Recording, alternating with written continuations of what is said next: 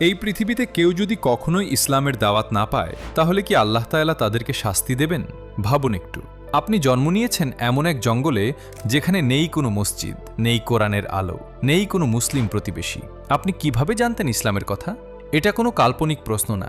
পৃথিবীতে এখনও লক্ষ লক্ষ মানুষ আছে যাদের কাছে ইসলামের বার্তা কখনোই পৌঁছায়নি। তাহলে প্রশ্ন হচ্ছে, কিয়ামতের দিন তাদের বিচার কিভাবে হবে?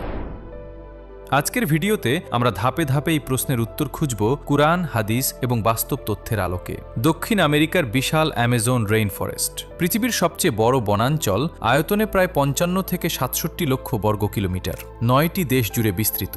এই বনের গভীরে বাস করে এমন কিছু মানুষ যারা আধুনিক পৃথিবী থেকে সম্পূর্ণ বিচ্ছিন্ন। তথ্য বলছে এই অঞ্চলে ৩৫০টিরও বেশি আলাদা জাতিগোষ্ঠী রয়েছে। এর মধ্যে অন্তত ৬০টি গোষ্ঠী এখনও স্বেচ্ছায় বাইরের পৃথিবী থেকে অনেক দূরে থাকে। এরা আধুনিক জগৎ থেকে সম্পূর্ণ বিচ্ছিন্নভাবে বসবাস করে, তারা একেবারেই আলাদা।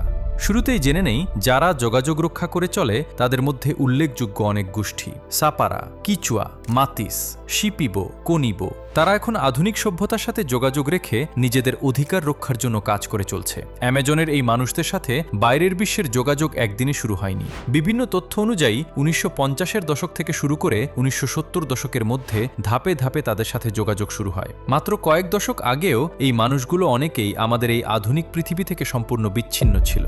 আর যে গোষ্ঠীগুলি বাইরের মানুষ ও আধুনিক এই পৃথিবীর সাথে কোনো যোগাযোগই রাখতে চায় না, তাদের মধ্যে উল্লেখযোগ্য সেন্টিনেলিজ, পিরাহা, মাতসেস। তথ্য বিশ্লেষণ করলে দেখা যায় তারা হাজার বছর ধরে বিচ্ছিন্ন থাকায় তাদের রোগ প্রতিরোধ ক্ষমতা খুবই কম। সাধারণ সর্দি বা হামের মতো রোগও তাদের জন্য প্রাণঘাতী হয়ে ওঠে। ইতিহাসে দেখা যায় অনেক ক্ষেত্রে বহিরাগতদের সাথে যোগাযোগ করায় তাদের জন্য সহিংসতা ও ক্ষতির কারণ হয়েছে। তারা বিশ্বাস করে বাইরের প্রভাব তাদের প্রাচীন ঐতিহ্য ও স্বাধীন জীবনকে নষ্ট করে দিতে পারে। এই গোষ্ঠীগুলি মনে করে তাদের এই দূরত্ব শুধু বিচ্ছিন্নতা না, বরং বেঁচে থাকার একটি সচেতন সিদ্ধান্ত। এই মানুষগুলি বাইরের কাউকে কাছে আসতে দেয় না, বাইরের কাউকে দেখা মাত্রই বেপরোয়া হয়ে ওঠে। আর তারা আমাজনের অন্যান্য গোষ্ঠী থেকে বিচ্ছিন্ন হয়ে গভীর জঙ্গলের ভিতরে জীবন কাটায়। বাইরের সংস্কৃতি পুরোপুরি প্রত্যাখ্যান করে। তারা এখনও তাদের প্রাচীন জীবনধারা ধরে রাখতে চায়। এখন স্বাভাবিক প্রশ্ন আসে, যারা কখনোই ইসলামের দাওয়াত শোনেনি, কিয়ামতের দিন তাদের কি হবে? কোরআনে আল্লাহ তাআলা বলেন, সূরা আল ইসরা আয়াত ১৫, কোনো জাতির কাছে রসুল প্রেরণ না করা পর্যন্ত তাদের শাস্তি দেওয়া হয় না। আবার সূরা নিসা আয়াত ১৬৫-এ বলা হয়েছে, রসুলগণকে পাঠানো হয়েছে যাতে মানুষের কাছে আল্লাহর বিরুদ্ধে কোনো অজুহাত না থাকে। অর্থাৎ বার্তা স্পষ্টভাবে পৌঁছানো ছাড়া চূড়ান্ত বিচার করা হয় না। আর যাদের কাছে এই বার্তা পৌঁছেনি তাদের ব্যাপারে আল্লাহ তাআলাই সর্বাধিক ন্যায় বিচার করবেন। অনেক আলেমের মতে কিয়ামতের দিন তাদের জন্য আলাদা পরীক্ষা হতে পারে এবং সেই অনুযায়ী তাদের বিচার হবে। ইসলামী পরিভাষায় এমন মানুষদের বলা হয় আহলুল ফাতরা, অর্থাৎ যারা দুই নবীর মাঝামাঝি সময় ছিলেন বা যাদের কাছে আল্লাহর বার্তা স্পষ্টভাবে পৌঁছায়নি। এ বিষয়ে বহু আলেম আলোচনা করেছেন, যেমন ইমাম ইবনে তাইমিয়া, ইমাম ইবনুল কাইম। তাদের বক্তব্য সংক্ষেপে ৩টি বিষয়ের ওপর দাঁড়িয়ে আছে। প্রথমত, যাদের কাছে দাওয়াত পৌঁছায়নি তাদেরকে সরাসরি শাস্তি দেওয়া হয় না। এটি কুরআনের স্পষ্ট নীতির সাথে সামঞ্জস্যপূর্ণ। দ্বিতীয়ত, কিয়ামতের দিন তাদের জন্য আলাদা পরীক্ষা হতে পারে, যার ভিত্তিতেই চূড়ান্ত বিচার হবে। এই বিষয়ে একটি হাদিসে বর্ণনা আছে। রাসূলুল্লাহ সাল্লাল্লাহু আলাইহি ওয়াসাল্লাম বলেছেন, কিয়ামতের দিন কিছু মানুষ, যেমন বধির, মানসিকভাবে অক্ষম, অতি বৃদ্ধ এবং যারা ফাতরার যুগে মারা গেছে, তারা আল্লাহর সামনে তাদের অবস্থার কথা তুলে ধরবে। তারপর তাদেরকে একটি পরীক্ষা দেওয়া হবে, যে মান্য করবে সে সফল হবে। মুসনাদে আহমদ কিছু আলেম এটিকে সহিহ বলেছেন। সারসংক্ষেপে, ইসলাম শেখায় আল্লাহ তাআলা কারো প্রতি অন্যায় করেন না। প্রত্যেক মানুষের বিচার হবে তার অবস্থা, সুযোগ এবং প্রাপ্ত জ্ঞানের ভিত্তিতে। এটাই ইসলামের ন্যায় বিচারের সৌন্দর্য।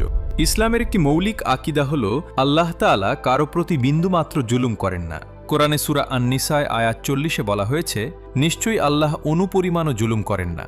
এই নীতির ভিত্তিতে যে মানুষটি আমাজনের জঙ্গলে জন্মেছে, যে কখনো ইসলামের কথা শোনেনি, তাকে ইসলাম না মানার কারণে সরাসরি শাস্তি দেওয়া হবে, এভাবে বলা সঠিক নয়। তবে এখানে একটি গুরুত্বপূর্ণ বিষয় আছে। এই অবকাশ শুধু তাদের জন্য যাদের কাছে সত্যিকার অর্থে দাওয়াত পৌঁছায়নি। আর যারা বার্তা পেয়েও তা প্রত্যাখ্যান করেছে, তাদের ব্যাপারটি ভিন্ন।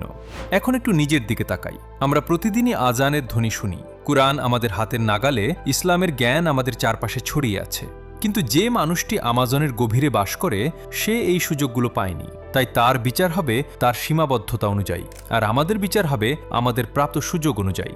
রাসূলুল্লাহ সাল্লাল্লাহু আলাইহি ওয়াসাল্লাম শিক্ষা দিয়েছেন, যাকে বেশি দেওয়া হয়েছে তার কাছ থেকেই বেশি জবাবদিহি চাওয়া হবে। তাই শেষ প্রশ্নটা আমাদের জন্য, সত্য আমাদের কাছে পৌঁছেছে, আমরা জানি, শুনি, বুঝার সুযোগ পাই, এখন আমরা সেই জ্ঞানের সাথে কি করছি?